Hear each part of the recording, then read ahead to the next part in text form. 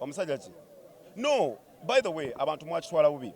Kyova olaba Ronaldo, Messi basobola okujja ne ba competinga Ballon d'Or ne bali competinga ne Mbappe ne Haaland. Ocompetinga n'omuntu ina health bwe si kibi. Ate nze sigambangako nti omukulu oyo tamanyi. Nze nganze is one of the best MCs. Naye nze okugamba nti I can compete si mu bubi. Era bw'abanga asobola gye tukuli. Nze mwewulira yenna asobola kuba nange nkoze ssebo. Mike njikozeseza ebintu bingi nyimbye nkoze ku radio nkoze ku TV muba mwagala ki? Nga kati ba MC bakola ki? Era kujja kuba hype ne atenza awo kati nasukkamu ko hype mwekali ate n'endongo mweri kati ye abagenda kukola ki? So kikyo. Ayi amanyi buli omu wa bulamu bwe ze so amutwala mu retirement. Yes.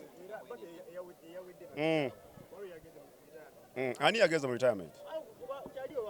Kyali ani? Shiba bamukubye ndongo. Mwagajja wa. Sibimanyi. Nze ndaba ye yasinga. Abakyala bashuga mami mikwano gyange mumanyi nze nkera kumacha ku radio nenva ku radio nengenda ku TV bwenva ku TV mba nkoye bwe budde bwange bwe mbumala mbeera mu kukola sina budde bwakuddaawo mu kunonooza ono yani nze obudde bwange kukola ssente ekiro mbeera mu kuyimba amabaala wawa kati obwo obudde sibina abantu ababeera mwe babeera idle baba tebalina kyakukola baba tebaagala kukola nenze mumanyi baganda bange nze ndi musajja mukozi ate nze manyi akasente kange wenkajja ndi mwana munaku so nze sidipendinga nnyo nti ono alina kyona akola ki nze nfa ku kyenkola ekyange ekinnyamba ekina kyekingattako ebitangattako sibifaako era tekyovola temundabye nnyo mwoyo gasiya nange nesimye okubeera wano kisa kya mukama okuba wano kino kiraga nti katonda akola bwe wekkirizamu ng'omuvubuka n'ogobera ekirooto buli kimu kimala n'ekituukirira yes. Owulira bulungi owulira otya? No, listen, okusookera ddala nze abantu abamanyi nti bamanyi nti bwe mba omusanyufu sikiraga nnyo nti mbuuke nkole ki but deep in my heart mba musanyufu ate nga ndi grateful because bantu bangi asobola okuba eyo n'akola kyakola naye nga tafunangako opportunity kurepresentinga brand nnene naye kakati nze mukama katonda ampadde chance orepresentinga brand nnene emu ku brand ezisinga mu ggwanga so nze nga nze ndi musanyufu mu mutima ate era n'okusiima nkuzza eri katonda nti man nzaani ali wano nzaani ayimiridde mu makati g'abakulu bano nzaani gwe mutunuzaamu kamera nzaani akutte kino ekyokunywa so nze nga nze siri musanyufu just but nina kusiima mu mutima nakwebaza eri katonda. Riso Panda gwe tulina right now nsobola ogamba representing two brands. Yeah. Riso Panda on air ku TV, yes. Riso Panda mu music. Yes. Which one did you do to sawa? I think respecting abantu nakumanya woina koma nacho ina kola nacho taina kola. Nze baganda bange bano era mwenna kanaye tukola omulimu gwe gumu naye ate kati wano nzenga personality omuyimbi nti kumanya nti wano woina okoma buli muntu nga bwaze mutwale nga bwali ate era mu ekitiibwa kye mu capacity ye mwali nti goli munnamawulire kati right now nkutwalanga munnange at the same time gwali mukola ku interview sobola kuyisanga muntu mulala so ekisinza okunkumira wano weni nti kwagaliza abantu nakweyagala nakuwa abantu respect nakumanyawo okoma nakyo talina kukola nakyo olina okukola. Yes. Just with tricks ebyabo abali agadde okutuuka wo abakulabyeko somewhere zi hustles kuva sakala paka. I mean kwekiririza mu bantu bangi bagambe sobola kuyimba bantu bangi bangambe music muveemu naye katonda abeera ne plan buli omu alina katonda kyamutegekera gwe omuntu ayinza okugamba nti osobola kukola kino naye katonda ye akuletse ku nsi bakutadde ku nsi bakutadde wantu amanyi lwaki akutaddewo katonda tasobola kukuteeka mu kifo nga amanyi tojja kisobola okitegeera so nze kino kigende kibeere ekyokuyiga eri abavubuka omuntu gwe bagamba mutojja sobola naawe n'okkiriza mbu sijja sobola n'ovaamu kino kibeere ekyokuyiga nti oli bwagamba nti osobola genda maaso neno brand gy'olaba yatandikira from zero ne kati eri omu brand ezisinga so naawe omuntu olina okwekkiririzaamu nti nsobola kati endongo yange etuuse ku level whereby nti brand enene zigamba okay jangu turepresenting n'engeri gye weeyisaamu n'empisa zo tulaba nga gwasaanidde okurepresentinga nekira abavubuka beeyise bulungi mwewale ebiragalalagala mwewale okubeera nti mulwanagana mwewale okubeera nti okubagana onoovuma oli wewe respect ne brand zijja kujja because brand okugirepresentinga olina okubeera n'empisa ennungi ate olina okuba nga oli mukozi olina okubeera n'ekifaananyi ekirungi singa mbadde mubbi muyaaye muki brand teyandize bandibadde bampulirako ki ebibi so bavubuka bannange kye tulina okukola kwekubiriza kukola at the same time nakwewa kitiibwa nakuwa abantu kitiibwa nakufuba nakwelwanako ffe nga ffe Yes. Ng'oyongera okubuulira abavubuka kinyumidde nnyo nti oli mu kubuulirira. Yes. Tulina abavubuka amanya nga gatrendinze nnyo emabegakaawo. Sisobola kuswala boogera kuba bamanyikiddwa. Ng'omuze gwabwe gwe bakola baagala za speed. Ogezaako okulaga nti oli mukozi. Mulimu awo Tamale Junior, tulina Bruno Kebaani baani. Oba amagezi ki? Sina bukakafu nti bye bakola naye nga bw'ogambye oba bye bakola then amagezi gembawa nti mwana sente nenyuma nnyo nga gwe ogyekoledde n'emikono gyo. Sente z'amangu ejja kgenda mangu naye sente gy'omanyi nti evudde wano na wano na wano tejja kumala gagenda. So nze amagezi gembawa nti mwana relayinga nnyo ku bwongo bwo n'emikono gyo than okulalinga ku bwongo bw'omulala. In case omuntu oyo waba afudde ogenda kubeerawo otya. So obwongo obwo buyira nga weekoledde ekintu kyo trust me ogenda kumanya engeri gy'okubeerawo in case n'omuntu omulala gw'obadde odipendingako ne waba afudde. So nze amagezi gembawa nti mukole mwana mwekiririzeemu. Deal ya myezi 6 naye njagala nze nganze bwe mba nkoze ne brand ne bw'amama period eweddeko nsigala ncharge promoting. Why? Nti brand njiwayo time because space eyinza okuba eweddeko ne brand nze njiwayo emyezi emirala nga 2-3 because of the love. Nze bwe nkola ne brand it's not all about money nti njagala kubafunamu ssente no, but mba njagala ndabe nga nabo sales zaabwe zeyongeddeko.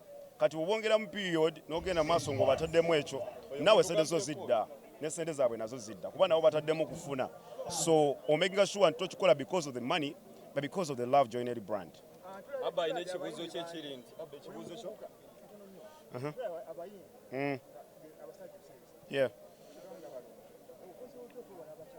Abakyala bashuga mami mikwano gyange mumanyi nze nkeera ku macha ku radio nenva ku radio nengenda ku TV. Bwe nva ku TV mba nkooye bwe budde bwange bwe mbumala mbeera mu kukola siina budde bwakuddaawo mu kunonooza ono yaani nze obudde bwange kukola ssente. Ekiro mbeera mu kuyimba mabaala wawa. Kati obwo obudde sibwina abantu ababeeramu babeera idle baba tebalina kyakukola baba tebaagala kukola.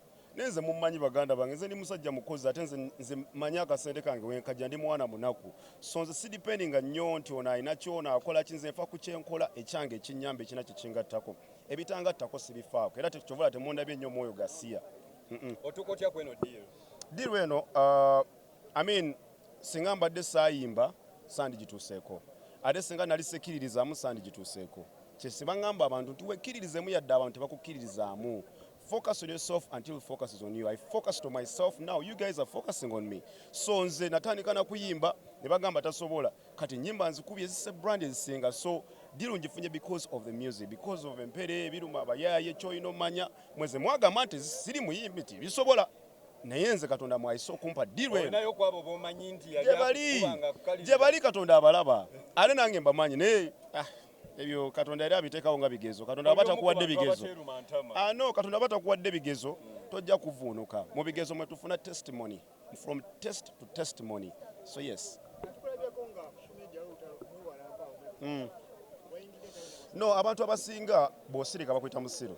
And sometimes olina okuvaayo okko ne weedefendinga. Nze bwe nali nkola muzeeyi wange yankuza nti omuntu bw'akulumbanga nga tomulumbye sometimes olina okwestaninga for yourself obanga okyoliko kituufu.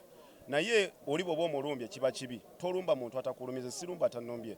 But when you come ng'oyogera ebintu by'ekisiru erinze oba oyogera ng'otanishinga erinnya lyange, I'll come up and defend myself. Si mu bubi. Kiki kye nkola. Yeah. Omusajja ki? No, by the way, abantu mwakitwala bubi.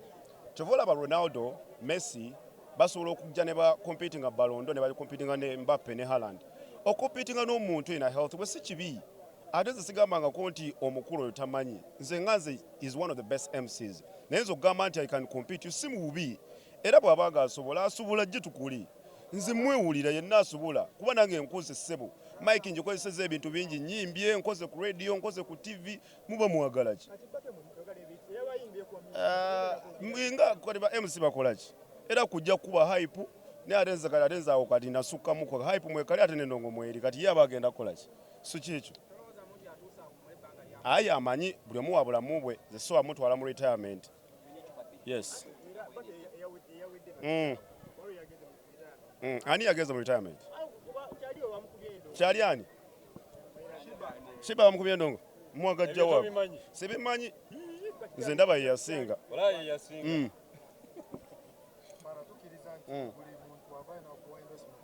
Yeah. Yes. Yes.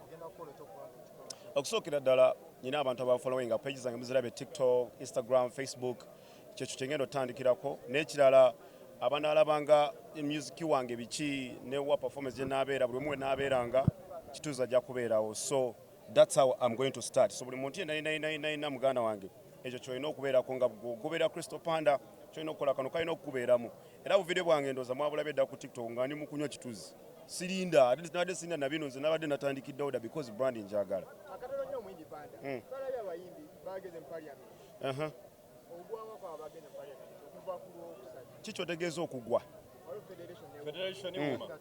bonna balina ebirowoozo ebirungi byonna mbisupportinga era bebinayita mbijja tuyamba nga industry ngwa mu birowoozo birungi ebiyamba industry aleeta ekirowoozo ekirungi gwe ngenda naye ekinnyamba Ndowooza tufune ku mwami ono. Tufune ku director atuulire lwaki yalonze Panda. Katono nnyo